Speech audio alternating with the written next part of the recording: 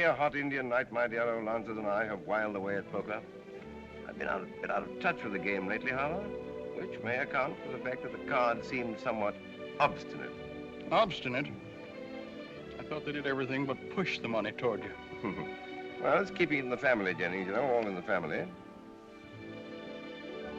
A sort of domestic jackpot, you might say. Of course, once the dear children are married, everything I have is yours. And everything you have is mine.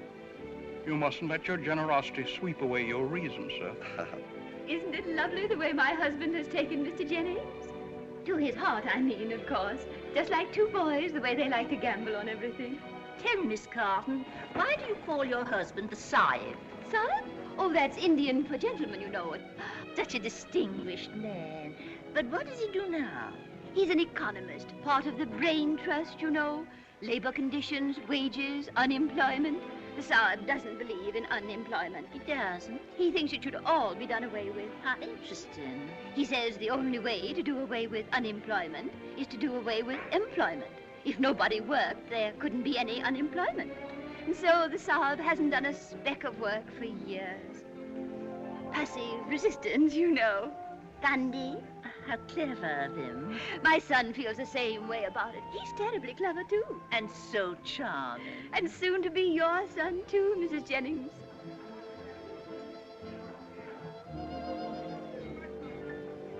This night, these stars, this purple sea. Why were they planned? With what in view but for a setting of our love? Mercy, Richard, you do think up the prettiest portrait. Honey, you just make me want to cry. Love and tears go hand in hand, Adela. That's life. I was just thinking how romantic our marriage is going to be. We were just made for each other, weren't we, honey? We were, Adela. We are each other's destiny. But I do not understand why your brother's marrying that girl. She's very ugly and she's very stupid. Oh, he loves her, Duncan. Love is strange. Did you say you had something you want to show me? I did that. Our engagement ring, I sent for it. Oh, isn't that wonderful? I can hardly wait. I hope you weren't too extravagant. It's no valuable ring, but it belonged to the McGregors. That was my mother's name. Why, it's lovely. I love sentiment. So much better than all the diamonds. I'd like to give you diamonds, Georgian, and pearls, too. Would you really? But I'm no a wealthy man. Oh, now, don't try to make me think that, Duncan. You're sure they're the Carltons, Sergeant? Positive, Lieutenant. The Monte Carlo police sent photographs. Four of a kind. And the kind we don't want around here. Come on.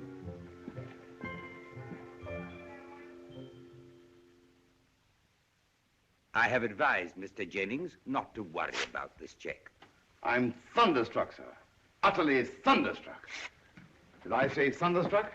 Yes, dear. Tell me, Colonel, you have never been in the Bengal Lancers, have you? My dear sir, when my regiment was quartered in India... In fact, you have never been in India. These reports from Canada of your earlier life. Sweethearts of the Bengal Lancers with the original Toronto cast. If this is some low jest of yours, sir...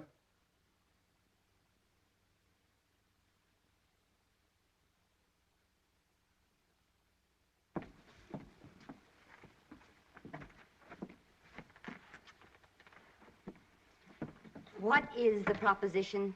The municipality would feel a distinct gratitude if you would be kind enough to continue your operations elsewhere. If I were so disposed, sir, I would consider your remarks insulting. What my father is trying to say is that we would be very pleased to cooperate with the municipality, but unfortunately we have no money. In fact, thanks to your interference, you find us completely destitute. Mr. Jennings thought as much and asked me to present you with these tickets to London with his compliments.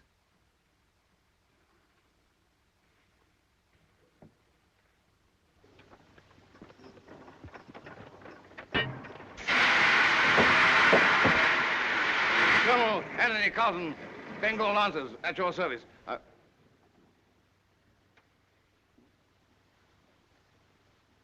You haven't changed much since those days, darling. That's all right, eh? Only your hair's really getting gray now instead of being wig. But when you jumped up just then, you looked just like you used to in the second act when you talked to Lady Gretchley. Remember? Ah, beautiful scene there, beautiful. And you, Lady Gretchley, rest assured that I, Colonel Anthony Carlton, will so-and-so, with my life against these villainous natives until my so-and-so, Bengal Lancers arrive. Colonel Anthony Carlton. How we loved that name when we first rehearsed the play that night in Toronto.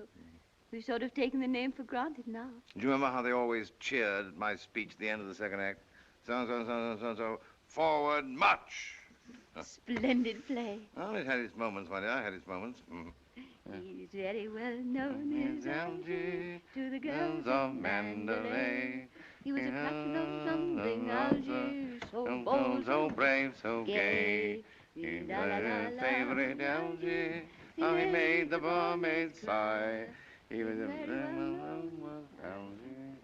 and a Piccadilly captain with the little glass.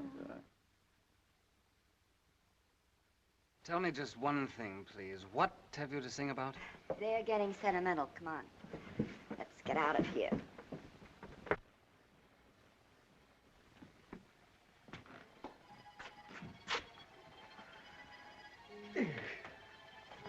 The workings of the Sahib's mind are a deep, dark mystery.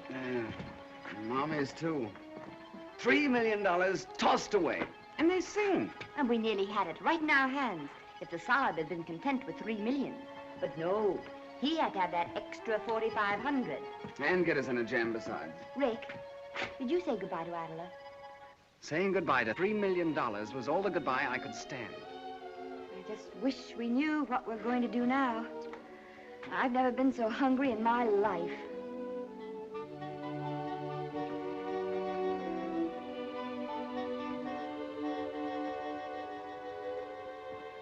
By the way, didn't I see you with a new ring on last night? I thought perhaps when we got on the train, we might be able to swap it for a couple of chops. Oh, that ring wasn't mine. I just borrowed it for the evening. Too bad. Oh, what's the matter with us anyway? Why can't we ever own anything? Nobody ever owns anything except nice, dull people. And they always get on to us sooner or later. We're too well dressed. That won't last long. I doubt if there's a dressmaker left in Paris who'll stake us anymore. Mommy will always find your clothes somehow, don't worry.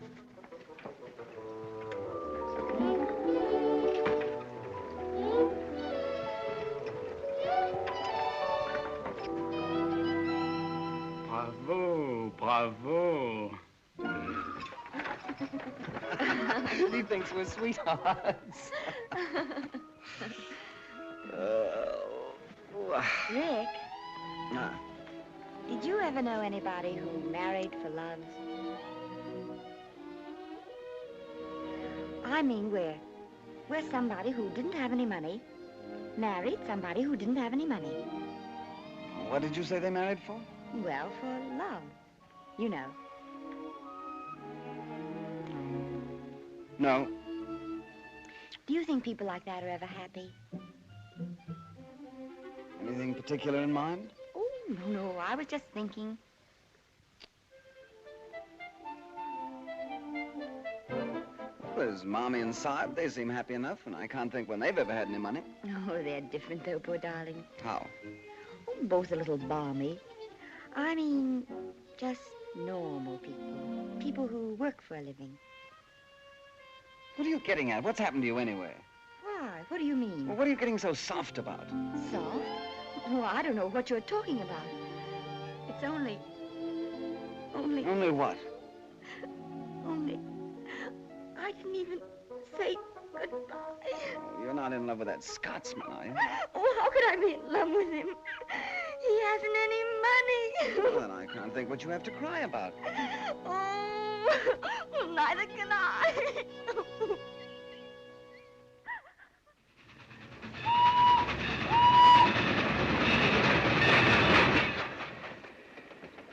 I wonder how long it takes a person to starve to death. Just depends. I've known some to drop off in a fortnight. Who do you think will last longer, Mommy or Sahib? Oh, Mommy. I think the Sahib will. He's more optimistic. Mommy's tougher. The Sahib's a better bluffer, though. He'll overplay his hand like he does his cards, and he'll be dead before he knows it.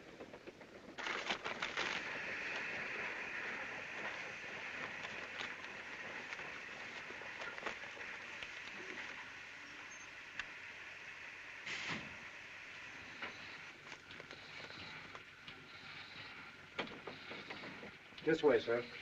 Police. Cheating at cards. Fortune hunters.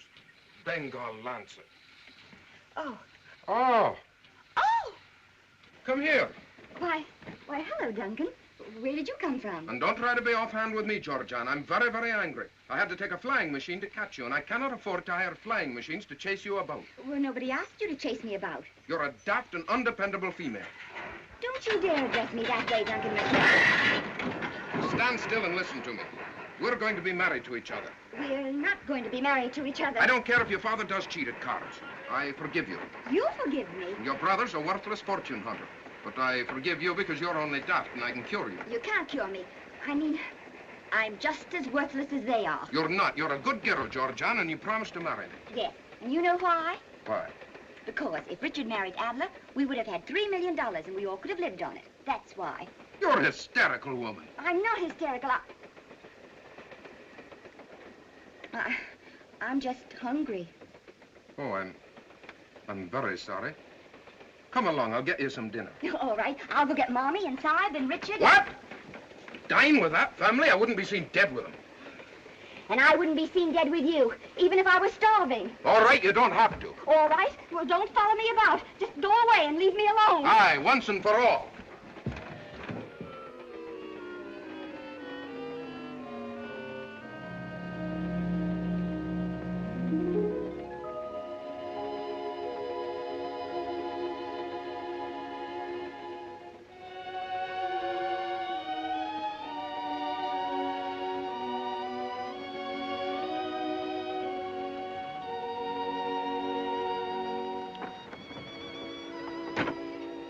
Won't you come in? It's lonely at night, isn't it? Yes. I don't like to see night come. Do you? Well, I don't think I ever noticed. You're so young. When you're old, night comes too soon. Always.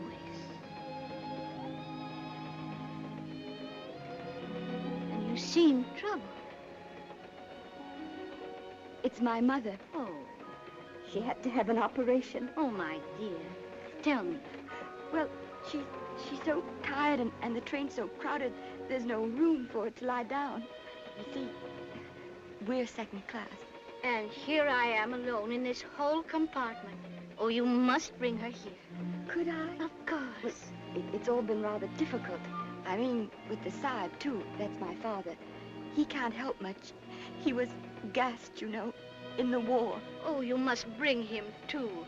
Oh, may I really? Of course. That's awfully good of you. Oh, it's good of you to trust me. It's so rarely we have the privilege of helping one another. You try to look hungry, Rick. She may take the hint. You mean to say I don't look hungry? Oh, dear, what kind of an operation did I have? Any kind you like, but don't offer to show the scar. Don't you think Mommy ought to lean on me? It makes me nicer. All right. And you were gassed in the war, you know, Sahib. I imagine I sort of wheezed. Here we are. Now, don't overplay your hands, any of you. Trust me, my dear.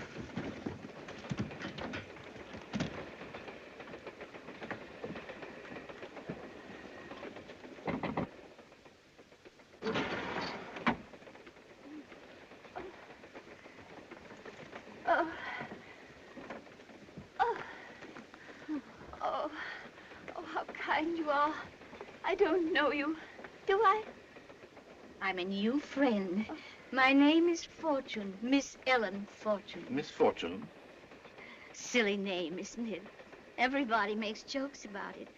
I do myself. Fine historic name, not a subject for jesting. Allow me to introduce my wife, ma'am. My daughter. I know. My son. And your servant, Colonel Anthony Carlton, late of the Bengal Lancers. The Bengal Lancers. How splendid. And yet the wretched government refuses him a pension and lets his family starve. If only he hadn't gone back to the war after that dreadful wound. Gas, Mommy. Gas. Gas. Gas, too, of course. Don't be absurd, Georgianne. Did you think I had forgotten? If I have a breath left to give my country, he used to say. He's never been right since. And then your operation, on top of everything. Yes, and so expensive, too. But they would take me to the Riviera.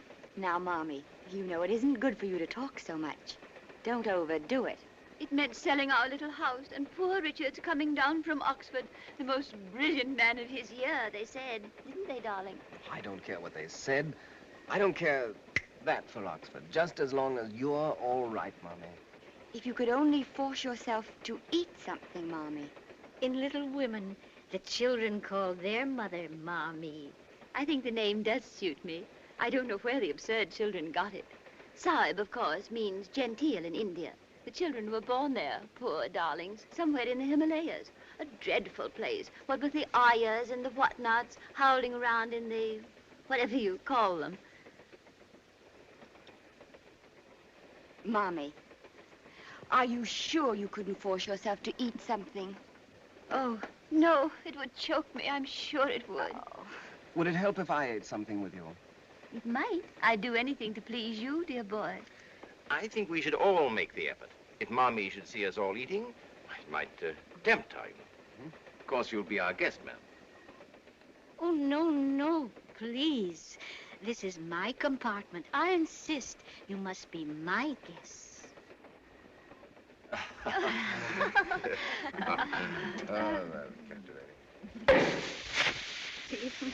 So often I've tried to imagine parties like this when I might be with friends, celebrating with them on birthdays. My little girl's going to have a birthday this year. Let's say it's her birthday now, tonight. Just 20-odd years ago today, somewhere in dear old Ireland. If I had thought 20-odd years ago that my little girl would come out in a French railway carriage... Pretending it's a birthday. If I had pretended 20-odd years ago that my little girl would be born in a French railway carriage... Can I help you, darling? If I had pretended 20-odd years ago that I would give birth to a little French railway carriage, egad, I'd have shot myself. You must forgive the Sahib. He lives in a little world all his own. What fun. You're all so young in heart, like John Dickey. Won't you have some champagne with us, Miss Fortune? What a shame. Oh, forgive me. I was just thinking of the hundreds of bottles in the big house at home. Just gathering dust. Really, ma'am? Hundreds of bottles? But there, I'm not going to think of that lonely old house now. This is the first real party I've ever had. All my life, I've had to live quite simply. And now that I have money enough to do everything I want, I really don't quite know how to start. And you're traveling alone, ma'am? Yes, I'm quite alone. Oh, I've seen many lovely things on this little jaunt, but I've had to see them alone. And after all, we see them best, really, through the eyes of those we love. Wasn't it Rossetti who said something like that somewhere? Beauty without the beloved is a sword through the heart.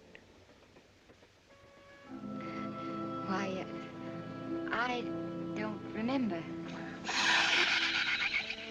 So you see, this has been a rather sad journey until now. You've made this my happiest day. Delighted. Pleasure's all ours, my dear lady. I raise my glass for the first time in my life, gladly, to Miss Fortune.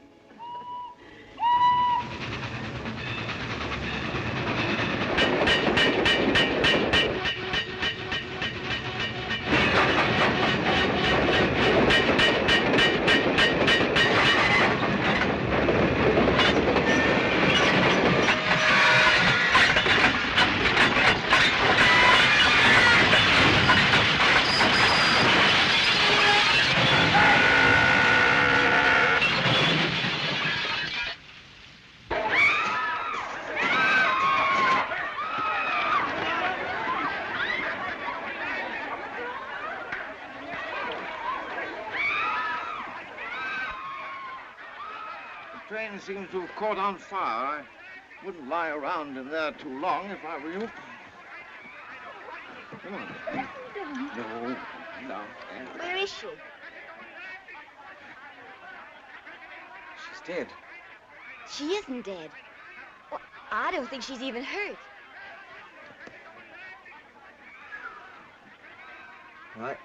I thought for a moment. Poor old girl. Come on, let's get her out of here. Can you carry her? Give me a hand.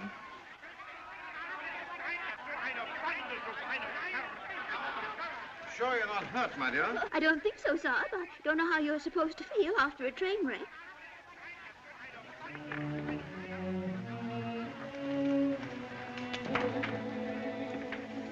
Cold wind. Rather. See if you can find some whiskey for her. Keep her warm until I get back.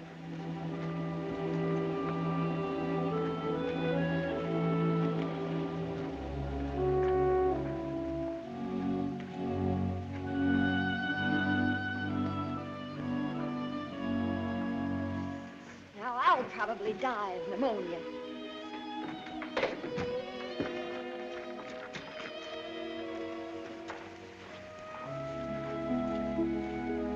Where have you been? Are you all right? How did you get out? On my 2 feet there, very adequate. I've hunted through the whole train for you, if anything had happened. What have you got there? This is an old lady. You're being very good to her. I'm not. I'm trying to keep warm. You've given her your coat. What of it? Well, you'd be warmer if you'd kept it yourself. Will you stop trying to make me something I'm not? And will you please get out of here? Why? Now, let me tell it to you, Duncan, and tell it to you fast. I'm up to no good and you're just interfering. Get out and leave me alone, once and for all. Aye, once and for all. The relief train will be here soon. I'm glad you're safe.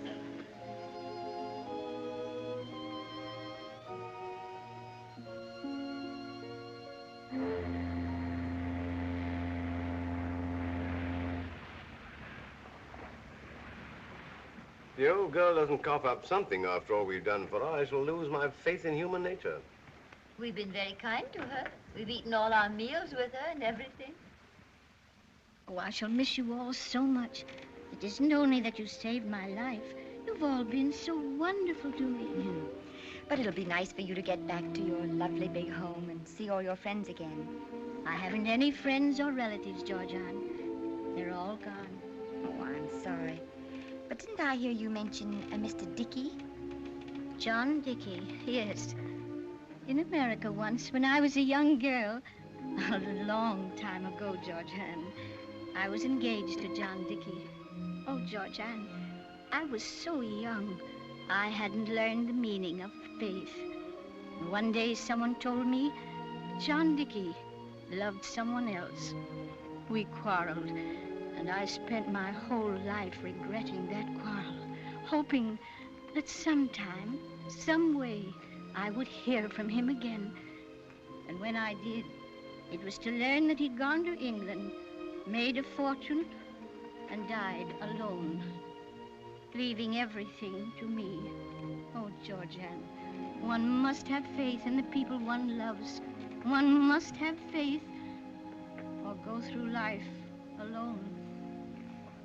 I'm sorry you're so alone. Georgiana? Yes, Saib? It'll be in port in a few minutes, my dear. You'd better finish whatever you have to do. Oh, I wish something... I wish there was some way we could see you sometimes in London. Georgiana! Oh, no, you couldn't. That lonely old house. Georgiana, you couldn't come and stay with me, all of you, and be my guests for a little while? Well, I don't know what the Saib would think. He hates so to impose on people. But it wouldn't be imposing. I'll ask him. I'll try to persuade him. I'd love to come, just to be with you.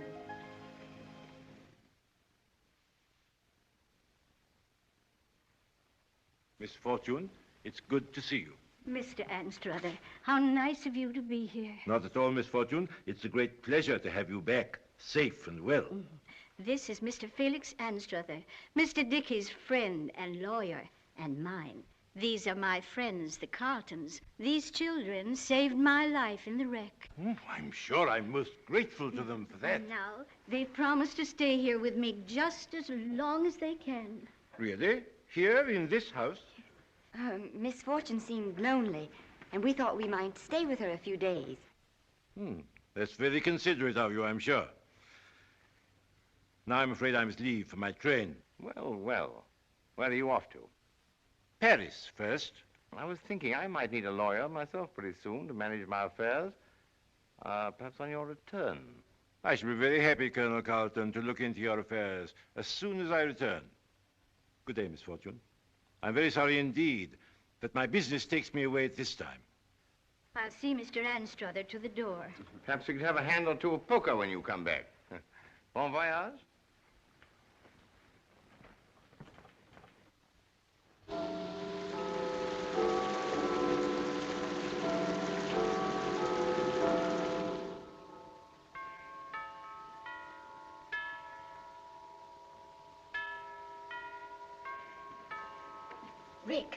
Rick, wake up. Go away. Don't be stubborn, Rick. Wake up. Are we packing again? No. I've been thinking and I have everything worked out. Did you work out what happened to the top of my pajamas? Shut up, Rick. I have an idea. Oh. Why don't you sit down, Mommy? Oh, I thought I was. Now listen. We've been planning on staying here for a couple of weeks. But where do we go then? Elucidate, my dear. I mean, we can stay forever. All we have to do is to keep on being what she thinks we are. Charming, you mean? No. Decent, honest, sober, and hardworking. And just what do you mean by that? I mean, darling, no funny business with the cards. No running up bills, no brandy. And you, Rick, will have to look for a job and take the Saab with you. Oh, really? Sounds too busy. And for what? No sooner do we do all this than she'll up and die, and then we're out. Unless... Unless what? Unless she makes a will. Exactly. And there's not only the house, there's Mr. Dickey's entire fortune. If we've ever had a chance at a permanent solution, this is it. How cute of you, Georgia. I'm game. I'll be a grandson to the old gal if she kills us both. For the sake of all of you, I am prepared to make any sacrifice.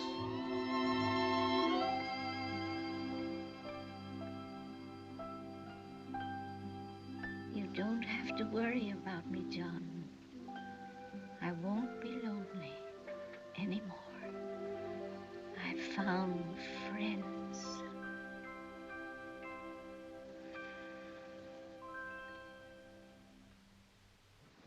Retired Indian Army officer with no previous business experience seeks important position of trust. Finest social references if desired. Colonel Anthony Carlton, etc., etc. Oh, I say, supposing some blighter should answer this. Si, what a ghastly idea. I know. Sounds good. Well, where shall it be today, Father? Want to see the mummies again? Oh, mummies are a bit dead, don't you think, for such a beautiful day? Yeah. National Gallery? Painting? No. No, it's time, my son. You saw life in the raw.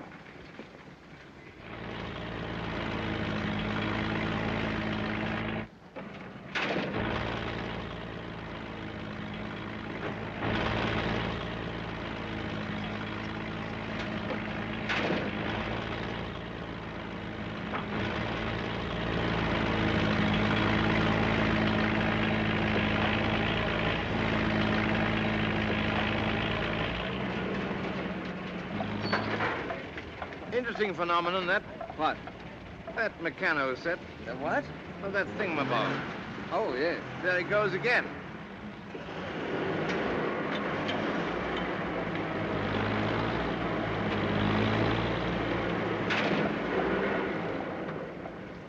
But look at all those little fellows down there. Upon my soul, I don't see what pleasure they get out of it.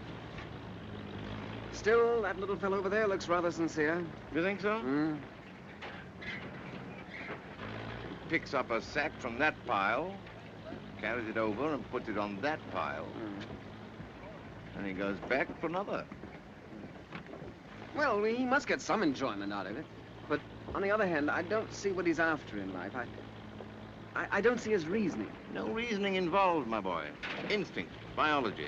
Something tells him to carry the little sacks back and forth, and so he has to do it. I see what you mean. Interesting problem, isn't it? Capital, labor, classes, masses, no jobs, no leadership. Huh. I wish I were younger, my boy. Lunch. High time, too.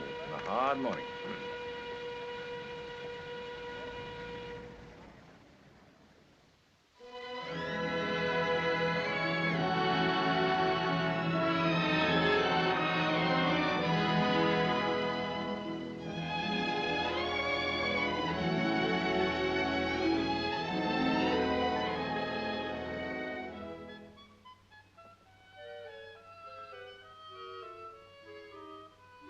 I saw your father's advertisement in the newspaper. Oh, of course. I do not understand it. Why, it's perfectly clear, isn't it? When your father advertises for a position, it is not clear, Georgian. In fact, it is very, very suspicious. I do not like the look of it. Why not? The Sahib wants a position, and What are you doing in this house, anyway? Miss Fortune was grateful to us for helping her in the wreck. So she invited us to stay with her. She's lonely. She must also be very rich. And now I think you'd better go. I'm terribly busy and... You're also terribly fidgety, Georgian. Fidgety? What a silly idea. And now you're toozling your hair. I'm not toozling my hair. And now you're losing your temper, Georgian. Told you I'm simply busy, and I wish you'd please go. I will as soon as you tell me why your father advertised for a position. Because he wants one. He's out all day looking for one, every day. He's very well known in Algiers, without Mandalay. He's the captain of London, Algiers. Is that you, Sahib? Yes, my dear. Did you have a successful day, darling? Very successful, yes. Enjoyed the digging very much. Richard couldn't tear himself away. You remember Mr. McCrae? Well, upon my soul. Delighted to see you again, my boy. What did you say the name was? McCrae, Duncan McCrae. Oh, yes. I understand you have been looking for a position, sir. You've been looking all over London, haven't you, Sahib? I'm not ashamed to admit it. Not a stone unturned. Ready to accept anything. Anything. Forget dignity and all that, you know. Soldiers trained to take the bad with the good, and vice versa. Perhaps I can be of service, then. I have found you an excellent position, sir. I beg your pardon? You see, I happened to run across your advertisement. Indeed? But that's wonderful, isn't it, Sahib? What is the position? It's with a motor company run by friends of mine. They need salesmen. Your father seems to have all the necessary qualifications. No previous business experience, finest social references. Oh, I think that's splendid, Duncan. Just one moment. I can't tell you how we appreciate it. Just a minute, dear. And now poor Sahib won't have to keep Halt! looking. Very friendly of you, my boy, very. But I'm afraid my capacities are entirely unsuited. Oh, Sahib, you know you have capacities for anything. In that case, sir, if you will report at the Wombat sales room at 9 o'clock in the morning. Good afternoon, sir. Good afternoon.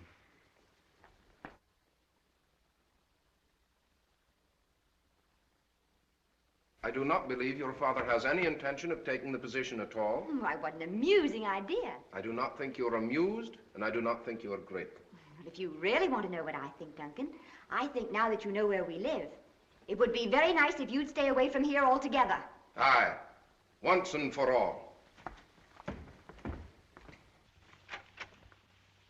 Insolent young puppy. I detest him, always muddling things up. But you're going to take the job, Sahib. What? Georgian, you promised me that under no circumstances would I have to go to work. Sorry, darling.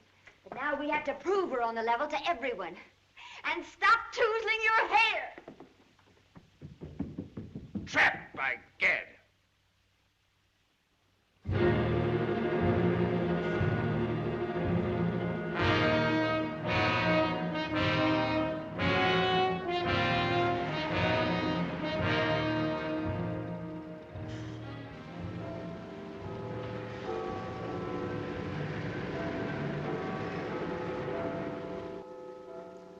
9 o'clock? I'm afraid so, Sahib. Well, I'll never forget the pleasant days we've spent. We never did half the things we planned to do. Too late now, I'm afraid. I wish we could at least have got to the aquarium. Some future time, perhaps. Never know. Well,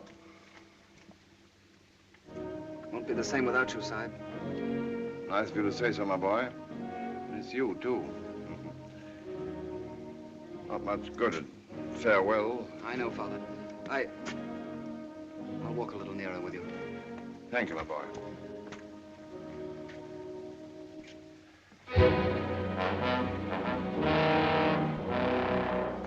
Goodbye, my boy. Goodbye, Father. Don't be too lonely. I'll try. Well, better go in, huh?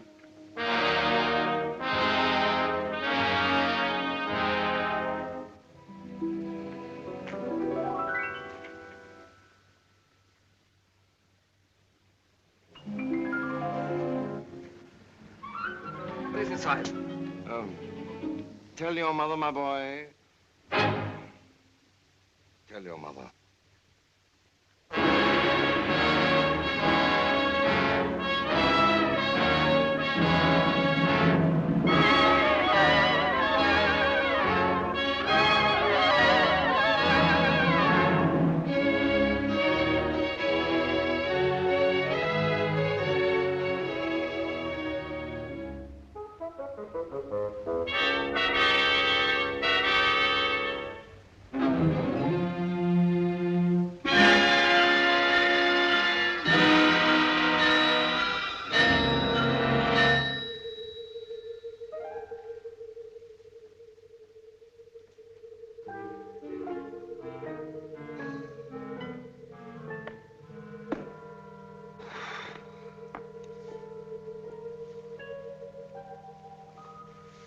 You sure you're quite comfortable?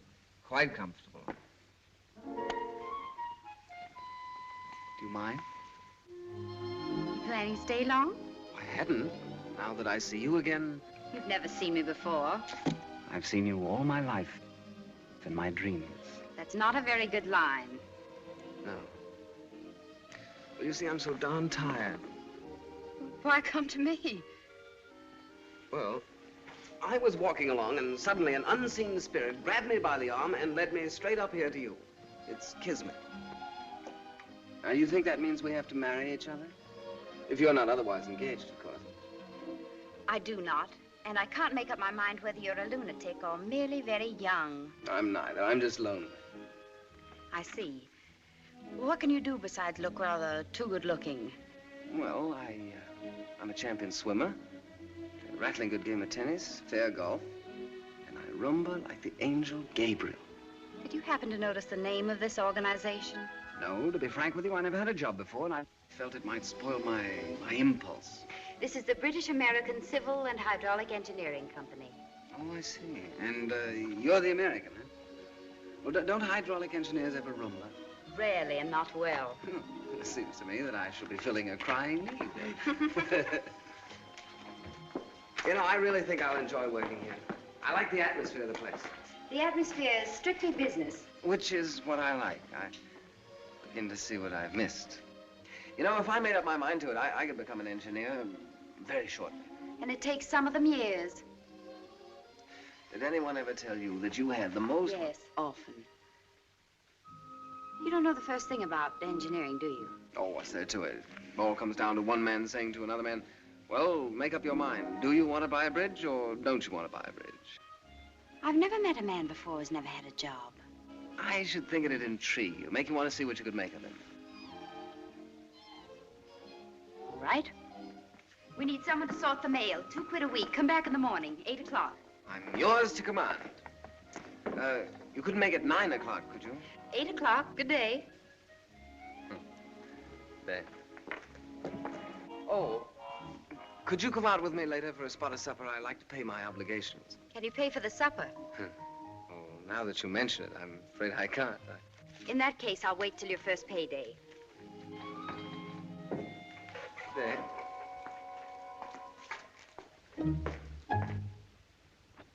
She pretty? Come see, come ça. Is she intelligent? She typewrites well. Is she fun? She's a business gal. There must be something about her for you to take her out. There is. She's my boss. And it's a very sound policy, my child, to keep in the good graces of one's boss. Has she a lot of money? I've no idea. I rather think not. Guess whom I ran into today? I couldn't possibly imagine. Who? Adela Jennings. Adela? She's just arrived in town, wants you to have tea with her. Where's she stopping? The Ritz? Oh, I must ring her up sometime. Might be a good idea. Perhaps her daddy's not in town. Well, even if he isn't, we're pretty well set now without her. We're not set at all. Certainly we are. The old lady's more in love with us every day. And she's not getting any younger, you know. I haven't heard any talk of a will yet. Fact is, I don't think we'll have to wait for a will. She's bound to come through with something soon. She hasn't, though. The aged are slow, my child, just as the young are foolish and impatient. We can count on her, and so we don't need any more Adlers in our lives. Either of us. Do you really believe that, Rick? I do, my child. Does this tie look all right? Oh, that's better.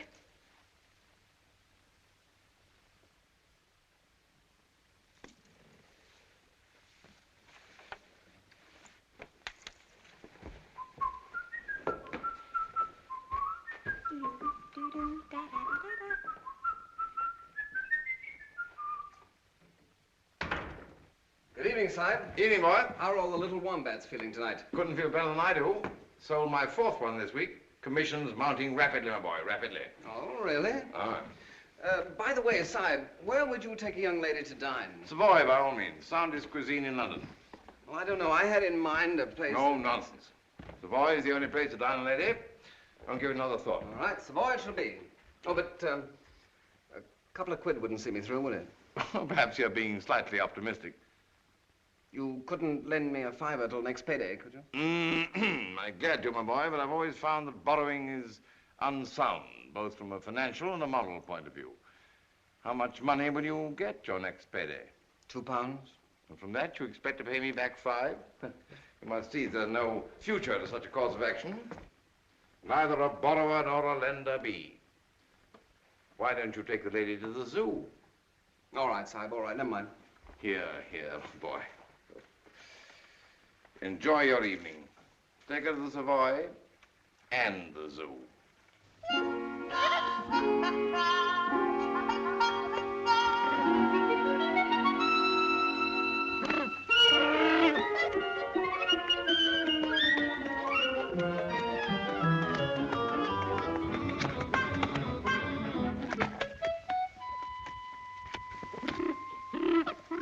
Oscar, I'd like to present Miss Leslie Saunders, my boss. Oh, you really must forgive Oscar. He's a sensitive, lonely, disillusioned soul.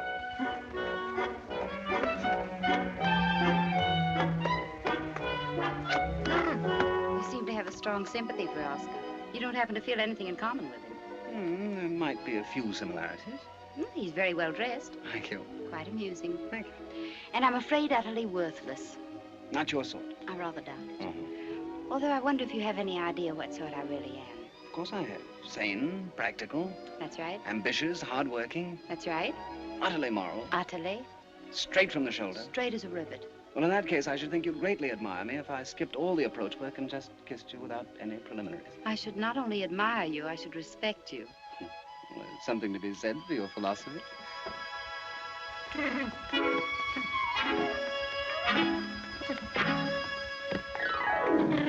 Oh, there go my cigarettes. That's all right. I'll buy you some more. I'm indebted to Oscar. Light on that?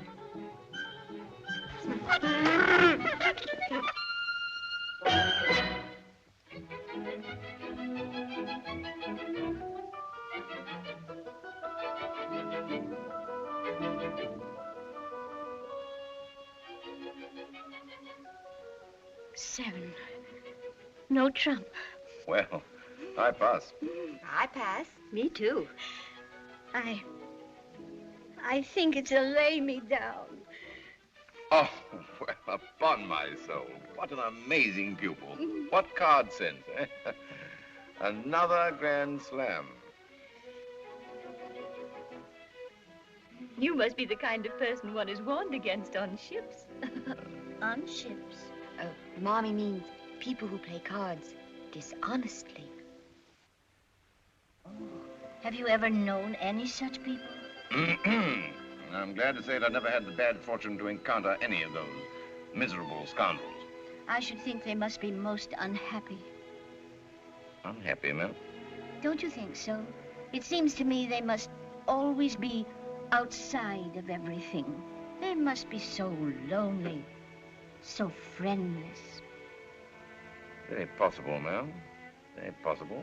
It's way past your bedtime, Miss Fortune. Oh. Another beautiful evening.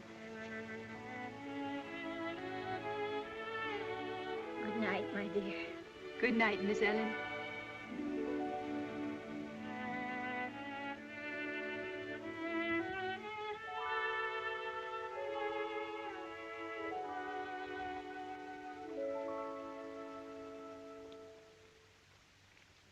Honored, ma'am. Honored. May God bless you.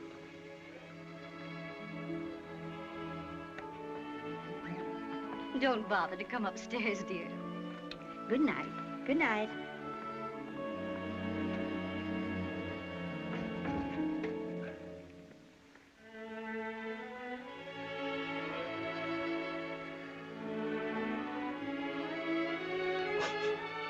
Darling, is your old sinus trouble coming on again? Sinus? No, my dear, no. All part of the act, you know. Letting the old girl see that I was touched. Good performance, darling. You certainly had me fooled for a minute.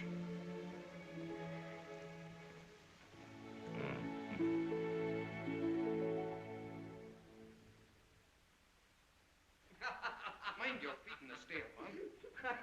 You take the high road and I'll take the low road. And I'll be in Scotland before everyone in the house. For me and my true love will Idiot.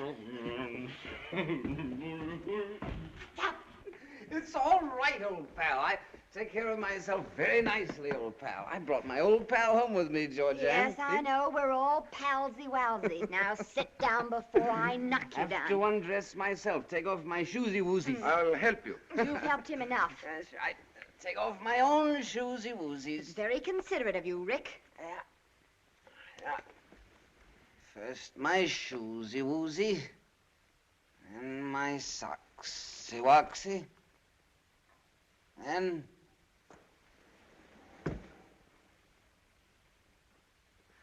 my tie, the-wisey. I give you my word of honor, Georgiana. I haven't the slightest idea. You did it on purpose. I did not.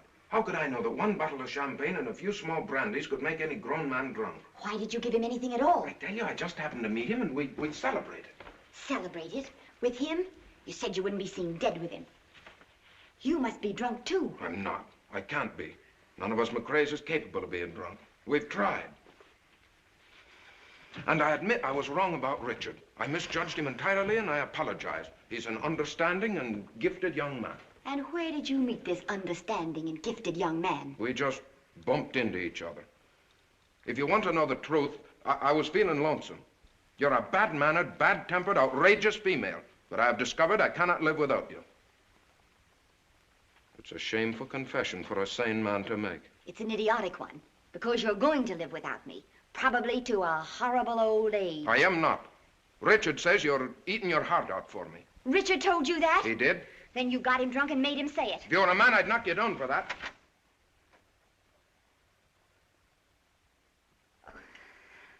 Oh, I'm dreadfully sorry. We must have awakened you. Poor Richard has been taken ill, and this Mr. McRae was kind enough to bring him home. How do you do, Mr. McRae? How do you do? That's not the exact truth, Miss Fortune. Poor Richard is extremely drunk, and it is my fault. And now if you've said everything you want to say, you might have the decency to go. Listen, Georgian, don't quarrel with me. I may have to go away. There's a chance I may leave for India. Is it only a chance or a hope? Oh, my dear. My dear. I trust you will accept my apology, Miss Fortune, if I have disturbed you. You haven't disturbed me, Mr. McRae. If you have the slightest consideration for anyone, you'll go away and stay away. Aye, once and for all.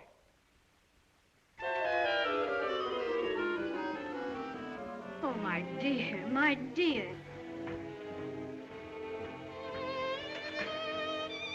Young people are so foolish. They don't know that love never comes twice.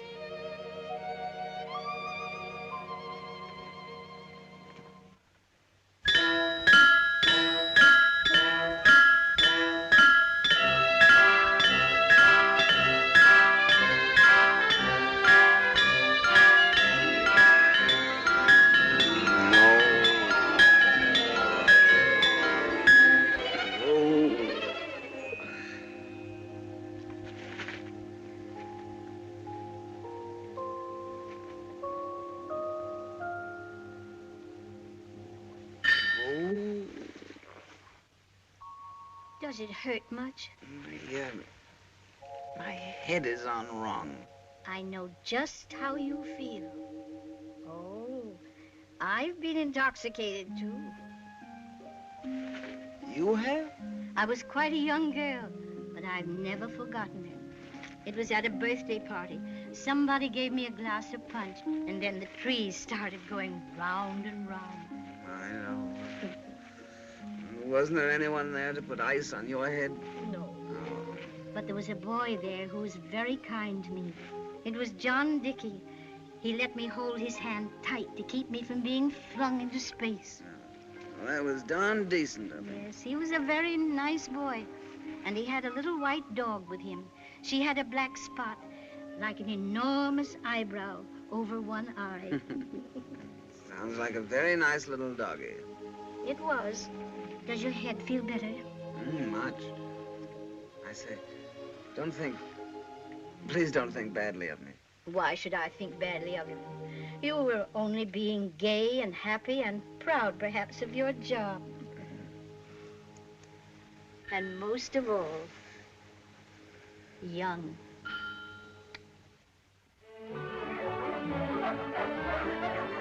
Here you are, sir. I'm very sorry, my boy, but you won't do either. Goodbye. Well, how's a bloke going to know what you want if you don't tell him what you want? Now, you just trot out some more. I'll know it when I see it. I wish people would make their minds up.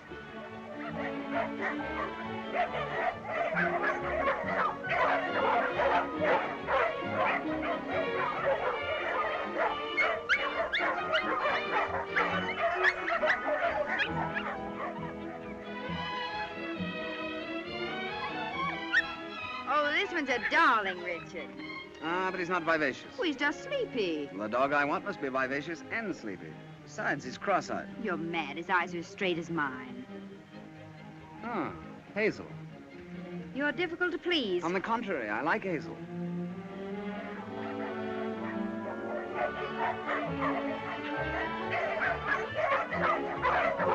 Here they are, then. The last of the lot, sir. Take 'em or leave 'em. Leave him. No reflection on you fellas, of course. Blimey, what do you expect a dog to have? I expect him to have an enormous black eyebrow over one eye. What? An enormous black eyebrow? I think, Richard, we'd better go quietly and try somewhere else. All right. Sorry. I suppose he must have a purple tail, too. And why a black eyebrow?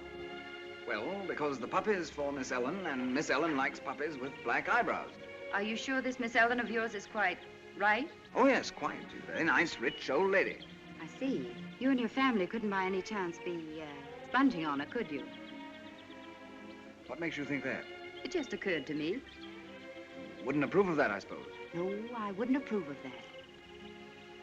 No, I didn't think you would. Would you like to hear the rest of it? It's up to you. It's a tremendous secret, you know. Perhaps you shouldn't tell me then. I probably shouldn't. You won't like it. Well, they say that confession is good for the, what is it? The soul, Richard. Oh, yes, the soul, yeah. Well, I suppose it can't affect me much one way or the other, can it?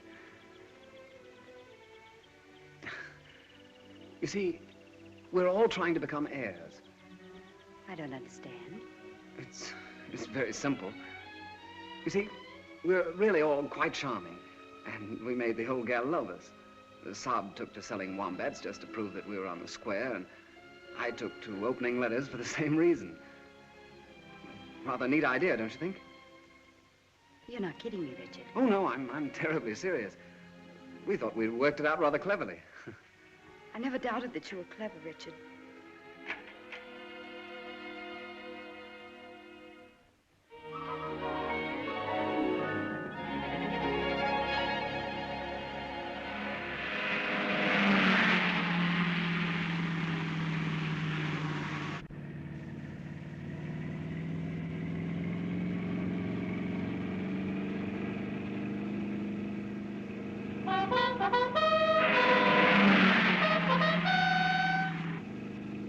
Just getting her warmed up, ma'am. Oh, why didn't Miss Georgianne come? This would have cheered her up so. Now, do you want to see what a wombat will really do, ma'am? Yes, yes.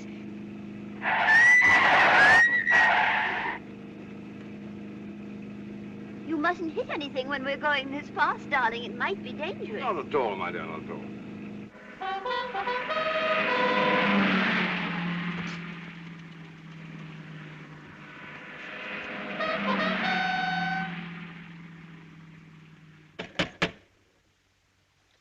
I'm afraid I have won again, Miss Georgianne. You have to have a scientific mind. Mr. Dickey didn't have a scientific mind either. Now, who can that be sticking his nose in?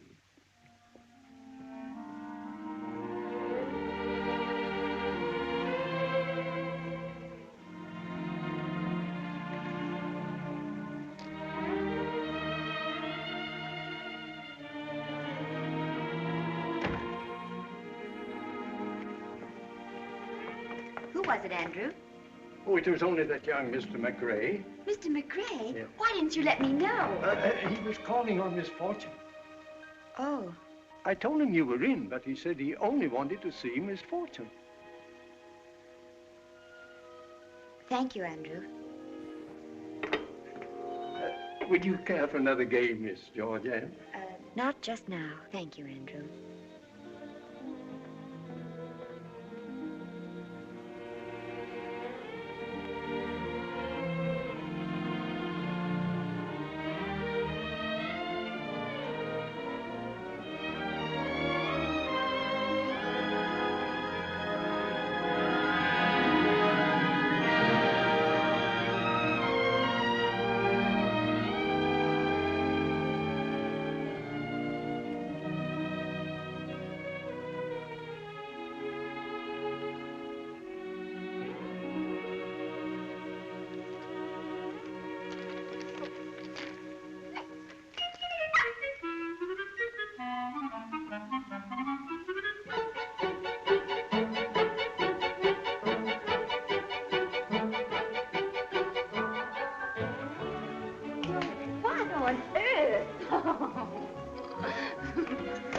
Isn't she a dream?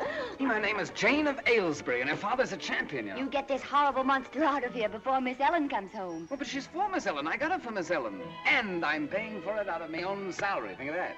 Oh, how wonderful of you, Rick. Are you sure she wants one? Sure. My salary is too small to waste if I weren't sure. Oh, of course. I thought for a moment... Well, good work, Rick. Congratulations. Oh, I didn't mean... What, Rick? What didn't you mean? Well, I mean... I didn't want you to think I was getting soft all of a sudden.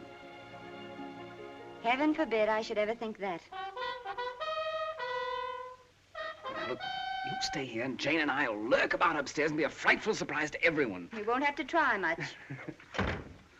Hello, Mommy. Isn't Richard getting dynamic? Oh, darling, such a marvelous time. The wombat went like a bird. Did you have a good time all by yourself? What have you been doing all day? I had 4 hair-raising games of dominoes with Andrew. The whole countryside is just one big garden. I picked and picked and picked. Did you have a good time all by yourself here? What have you been doing all day, darling? I played dominoes with Andrew. Masses of wildflowers. We saw the most adorable little cottage. Miss Ellen was mad about it. Did you have a good time all by yourself? What have you been doing all day? Why didn't you play a game of dominoes with Andrew? Heavens! What in heaven's name is that? That, I imagine, is Richard and Jane being a terrific surprise to all of it. Jane?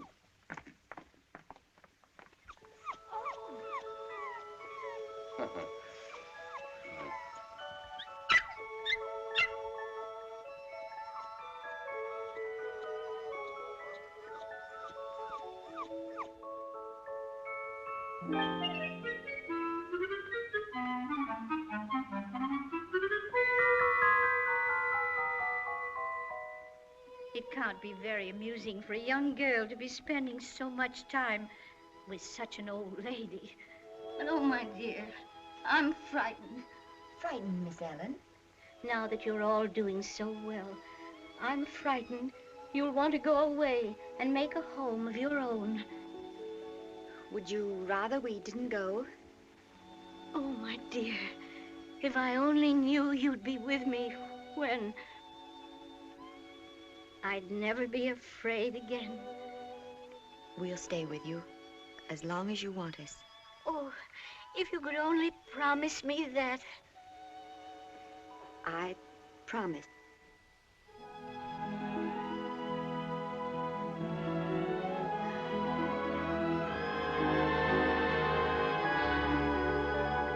Did you get the old lady to bed, darling? Yes. She made me promise that we'd never leave her. Sometimes, Georgianne, I don't know where you get all your cleverness. Certainly not from me. I guess the Sahib has more brains than I ever realized. I don't know that we've been so clever, though, Mommy. We haven't been getting on very far with the will. I'm beginning to think perhaps we should give up the whole idea. Georgianne! Well, I just mean, well, we might get along better if we thought up some other plan. But this is a lovely plan, and we're getting along beautifully. Poor darling, you're discouraged. You've worked so hard on it, but it'll come through. We'll get the old lady yet. All right, Mommy. Forgive me. Forgive her? Now, what does she think she did?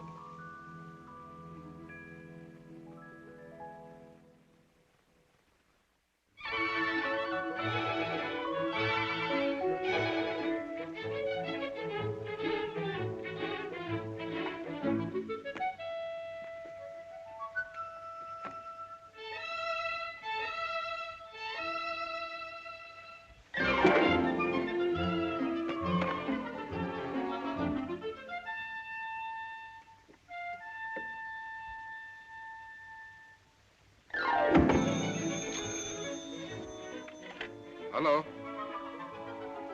How do you do, Miss Fortune? My boat sails on Monday. Saturday night? Well, that's very kind of you, but, well, I seldom go to parties nowadays. Well, if you're sure Georgiana will no be unpleasantly surprised, I promise to stay away from her once and for all. Well, since you're certain, I'll be glad to come. And it's very, very kind of you to ask me. Good day, Miss Fortune.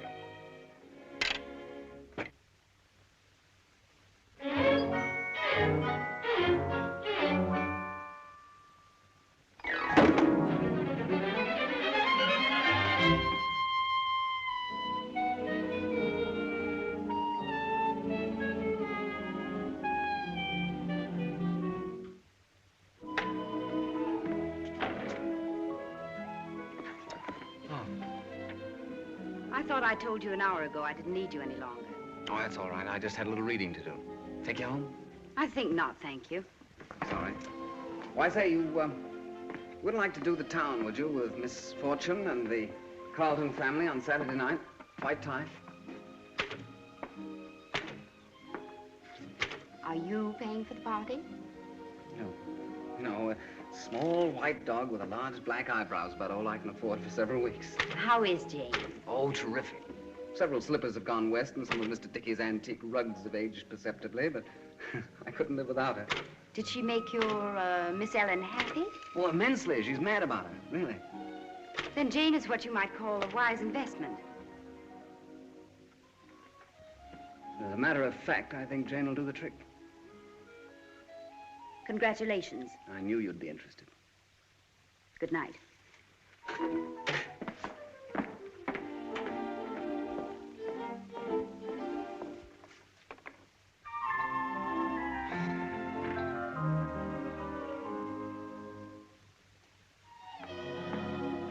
If you'll pardon my curiosity, what are you reading? Oh, this? Just something I picked up. I'm trying to find out why grown men waste their time being engineers. When they can be heirs? Exactly. By the way, the boss said the suggestions you made for the new building were not half bad for an amateur. Did he? Not really? Of course, that doesn't mean anything to you. Oh. It's always nice to make an impression on the boss. Mm-hmm. Well, good night. I suppose you think I couldn't be an engineer if I wanted to. Well, there wouldn't be any point to it, would there? You'll be able to buy and sell engineers one day. Yes, I suppose you're right. On second thought, I think I will go to the party with you Saturday, if the invitation's still open. Still open? Oh, it's you or no one.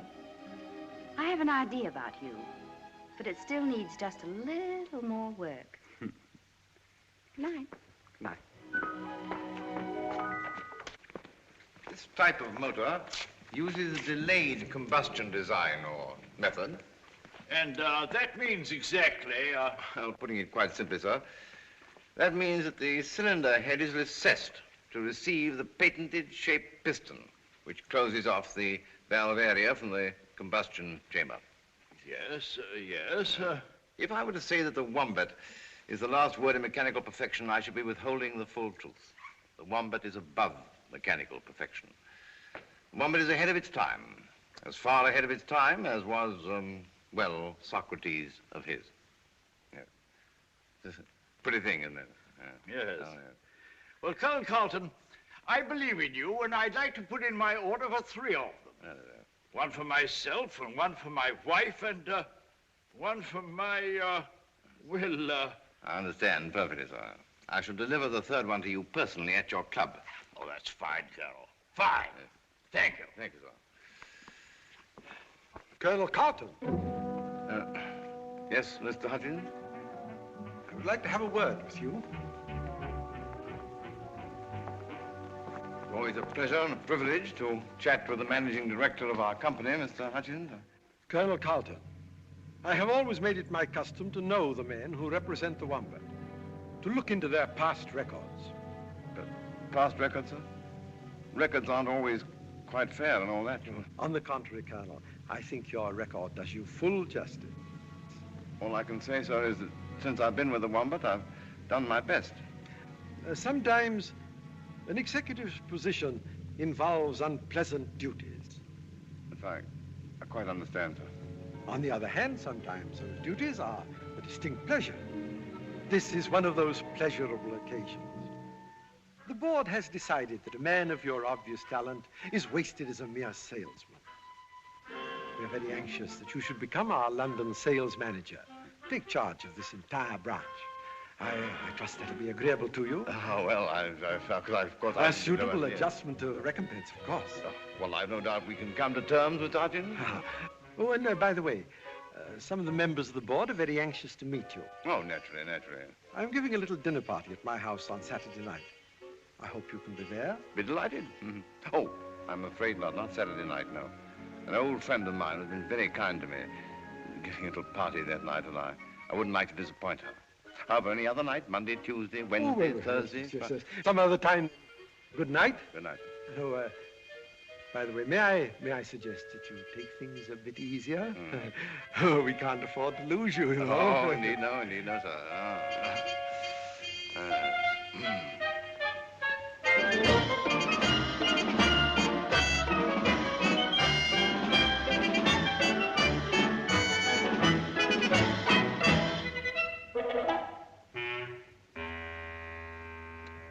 And furthermore, Miss Fortune, I discovered that your Colonel Carlton is not even a colonel. He's nothing but a common adventurer and a card sharper. He and his family are well known on the continent as fortune hunters. They were last heard of when the son nearly took in a wealthy young American girl. They were asked to leave. How sad. Sad? That such fine people should be reduced to such an existence. How cruel life must have been to them. But you don't understand, Miss Fortune. They're not fine people. They're little better than criminals. And they're in your house now, living on you, sponging on you.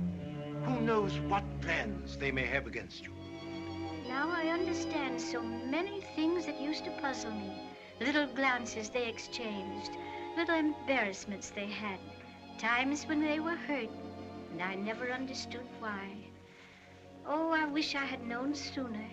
I could have spared them so much. But you must get rid of them, Miss Fortune. They'll take everything you have. Oh, I'm an old woman, Mr. Anstruther, a very old woman who has led a lonely, useless life. But I've learned some things in my loneliness, perhaps because of it. I've learned not to judge people. I've learned to take them as I find them, not as others find them. And most of all, I've learned to give complete and unquestioning faith to the people I love. I shall say no more, ma'am.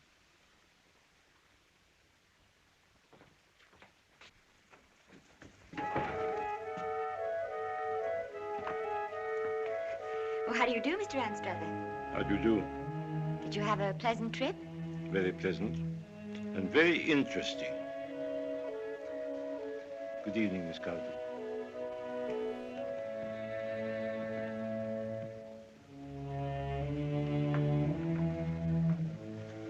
Oh, come in, my dear.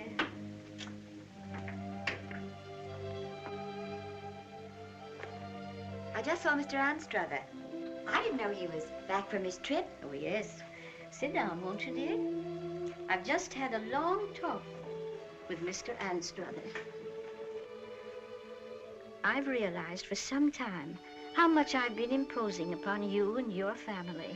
Oh, not at all. I've wondered, what can they possibly gain by giving so much to a lonely old lady? Oh. And finally, I've decided to do at least everything that is in my power to do. But we don't want you to do anything. I'm sure of that. But I want you to know that I have asked Mr. Anstruther to draw up a new will so that when I die, everything I have will come to you and your family. It isn't at all what I would like to leave you, Georgianne. I would like to leave you happiness. Oh, He is very well known as Algy to the girls of Mandalay. He's a captain of Lancers, Algy. He's bold, he's brave, he's gay. Georgianne, do you know what your father is? Yes, I think I know. Nonsense, my dear. You couldn't know. Only just happened. He's been made the headmost sales manager of the entire London branch. Yeah, what do you think of that, Georgianne? Making money on his own and everything. Oh, tut. Not big money, of course. But an impressive step, if I do say so myself. Of course it is. It's just what we need to convince the old lady. Just think how pleased she'll be. She'll think we're all wonderful. She'll think we're wonderful, all right. She does now. In fact, you don't even have to go on with it, Saib. We've won. Whatever do you mean? She's decided on her will. We're to get the money. She's going to leave us everything she has. How too marvelous. Aren't you going to compliment Georgianne, Saib? She did most of it. Oh, so she did, my dear. Very good. Excellent work. Wonderful. Now we're all set. Yes, we're set at last. And now, let's plan our party. It can be a celebration now. We'll have a wonderful time.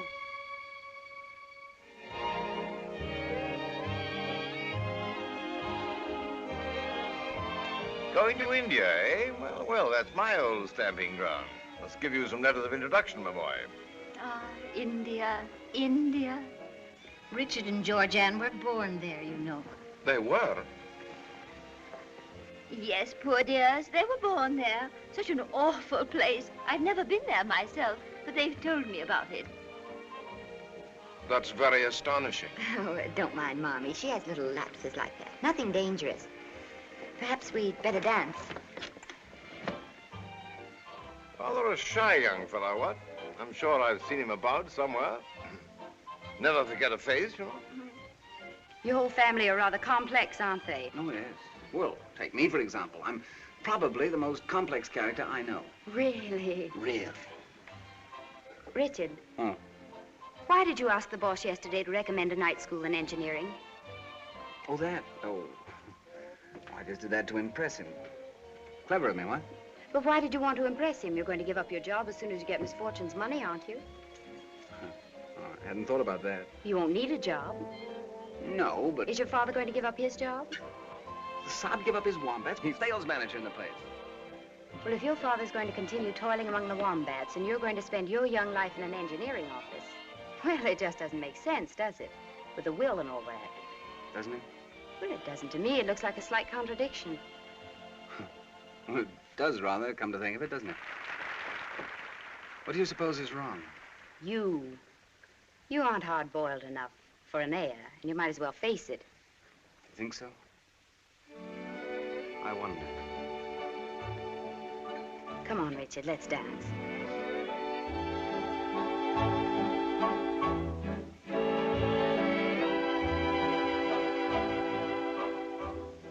Permit me to say, ma'am, that you dance exquisitely.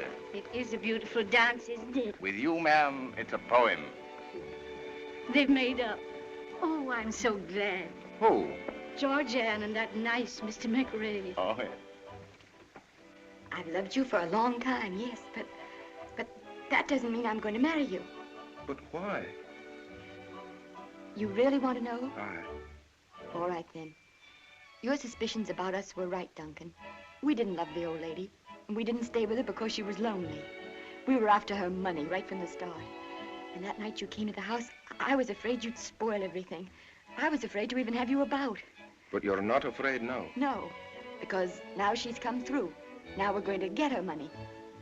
Oh, we're all rotters, Duncan. We always have been and we always will be. We're parasites. We cheat at cards and we lie about ourselves. And the only time we behave like decent people is when it pays. Such a long speech, darling, and I don't believe a word of it. I don't care what you thought you were up to. I don't care what you think you are. I want to marry you. Oh, no, Duncan. I'm not turning noble, but I won't mess up your life. Once I wouldn't marry you because you weren't rich enough for me. And now I won't marry you because I'm not good enough for you.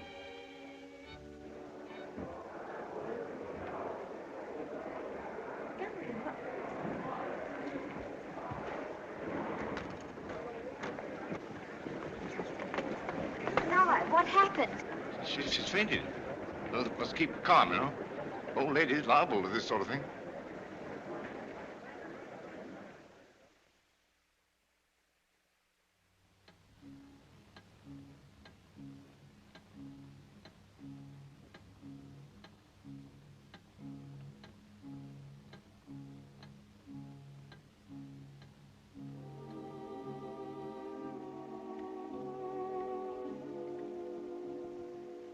Her fluff's coming off in your trousers.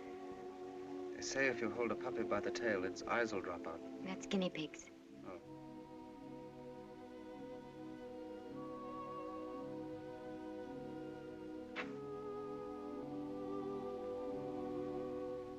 Is Andrew there? Andrew. I'm here. She wants you to telephone for Mr. Anstruther. He's to hurry. Oh. Is she? We don't know yet. She's barely conscious, Miss Georgia.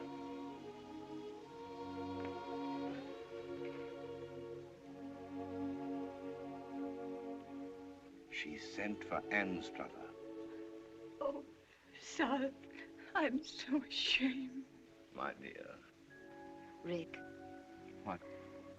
Do you think she's going to die? I don't know. Do you care if she dies, Rick? Well, I'm rather used to the old gal. She's not so bad, really. We're horrible people, aren't we? Hard as nails, all of us. Don't you think people ever change? Not us, ever. We just aren't any good. I think I am. Don't make me tired. I think Saab is. He's changed.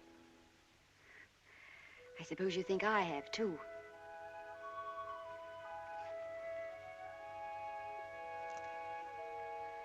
I'm about as much changed as Mommy is. We've been acting so long, you think we're changed. But you're fooling yourself, Rick, like Duncan. You wait and see. We'll be back to normal. You and the Saab, too.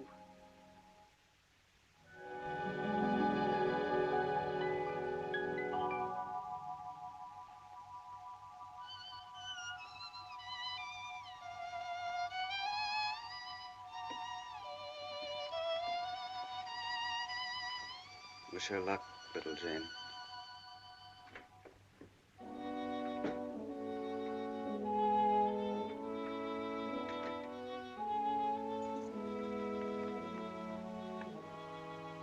How is she? How is she? I'm Miss Fortune's lawyer, not her doctor. He will inform you at the proper time. Since I am her lawyer, however, there is a little matter that may perhaps interest you. Miss Fortune's one thought, despite her grave condition, has been to live long enough to set her signature to a new will. This she has done. I need not inform you as to the identity of the new legatees. I might add, however, that if certain circumstances had been different, I should have advised Miss Fortune most strongly in favor of a more impersonal charity. As it is, it makes little difference. What are you trying to tell us?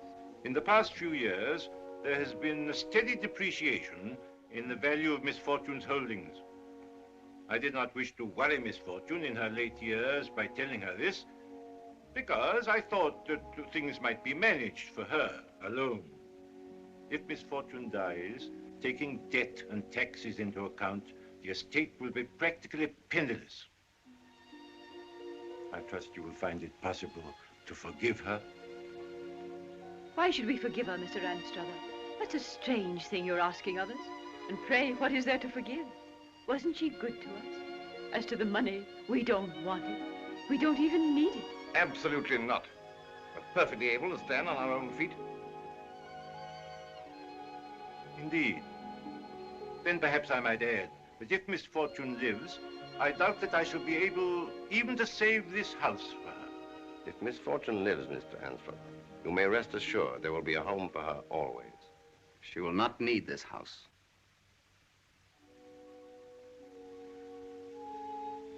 If I've misjudged you, I beg your pardon. Good day.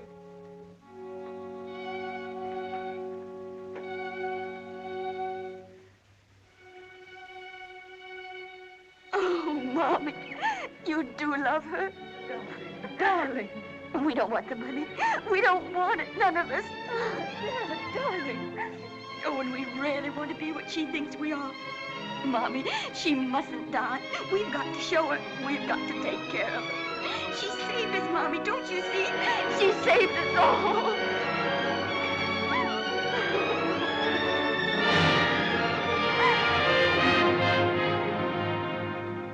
You may come in now. Miss Fortune wants to see you. She seems to be very much stronger.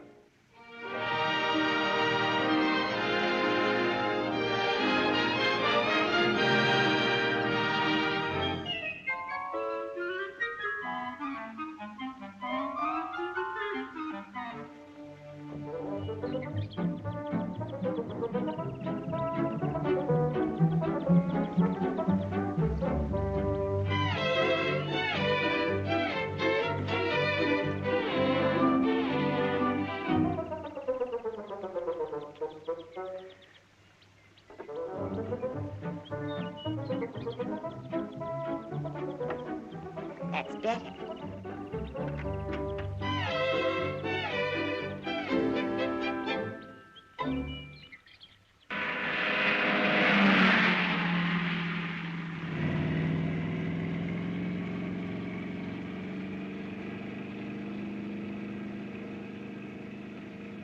When we get around that bend, I'll show you what the wombat can really do.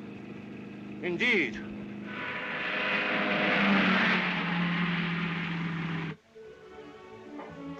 That's the best curry I've tasted since India. Since Canada.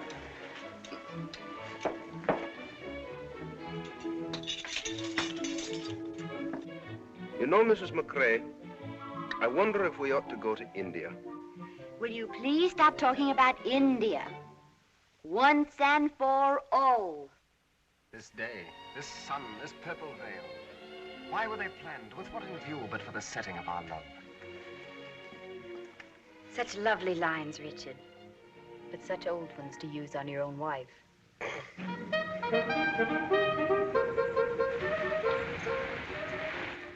Well, here we are at my new home.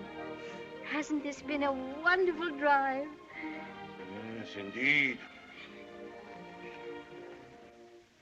And I firmly agree with the words of Abraham Lincoln, that great American, of British extraction, of course, who said, you can fool some of the people all of the time, and all of the people some of the time, but you can't fool all of the people all of the time. I give you Mr. Lincoln. Ah, yes, thank you.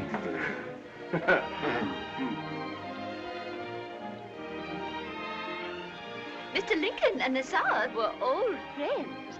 Indeed. Oh, perhaps it was another Mr. Lincoln. Now I would like to propose a toast. To my family, God bless them, one and all.